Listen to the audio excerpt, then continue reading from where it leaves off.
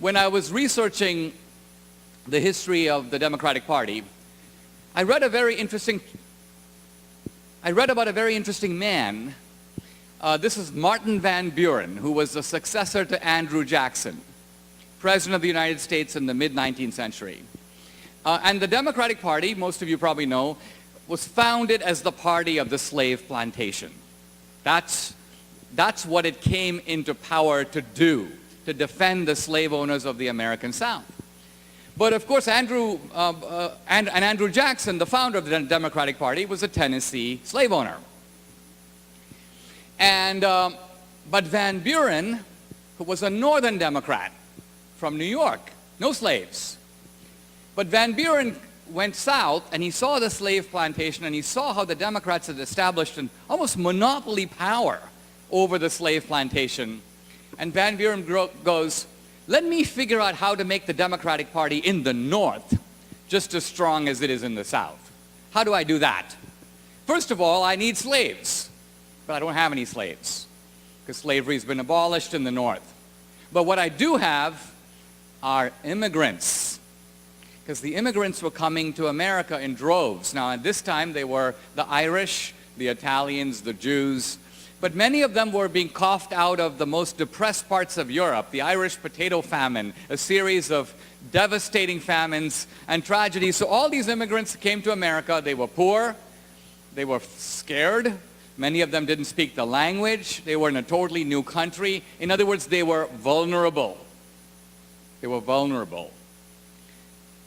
And Van Buren goes, here is a formula for the Democratic Party's success in the North.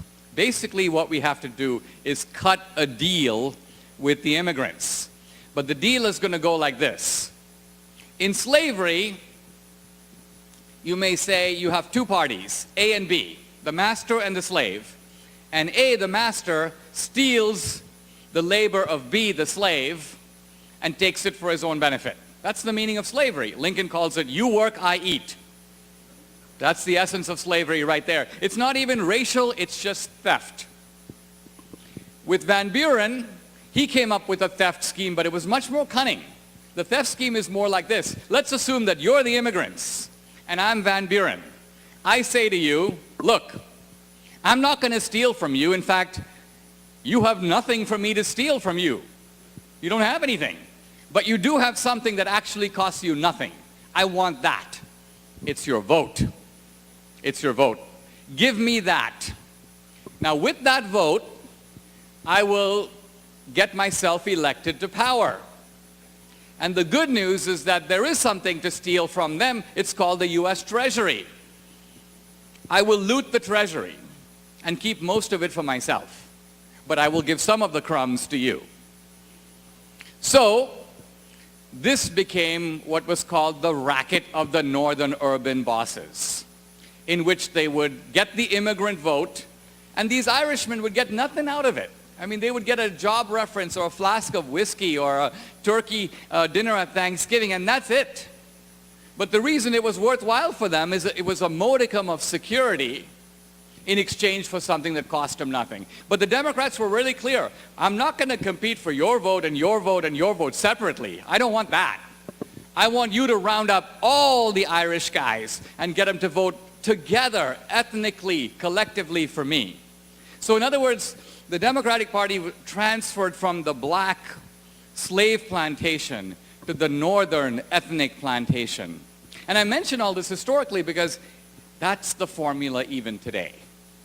We've gone to what can be called the multicultural plantation, and essentially what's going on is that the Democrats would like to have your support, but it's a very mixed bag. It's a very mixed bag. Let me step back and put it a slightly different way, and I'd like to close on this note. As I look at American politics, I see two sides.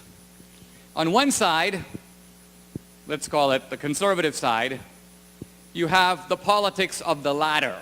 And the ladder is the ladder of opportunity. Now, the government has an important role. And the government's role is to hold the ladder, which means to protect our rights, to provide a basic safety net, to provide an external environment of security. But how far you climb on the ladder, that's up to you. That's based on your ability, your talent, your effort, and frankly, a little bit of luck. So that means some guys may get up to the 3rd rung on the ladder and some other guys may get up to the 7th rung, but at the end of the day, the politics of the ladder is about keeping that ladder standing for people to make their lives better.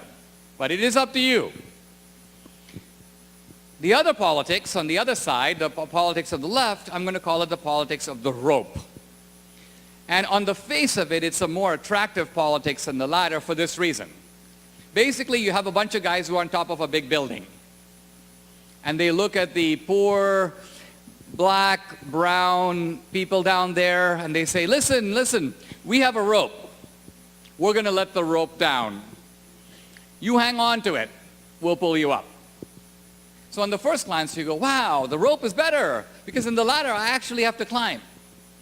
In the rope, I just hang on.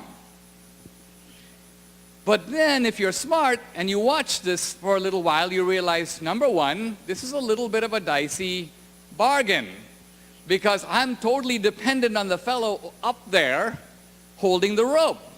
If he lets go, down I go. And second of all, I've been watching this rope for a while, and I notice a lot of people are being pulled, but they never get to the top. I never see them climb onto the building where the guys who are holding the rope are.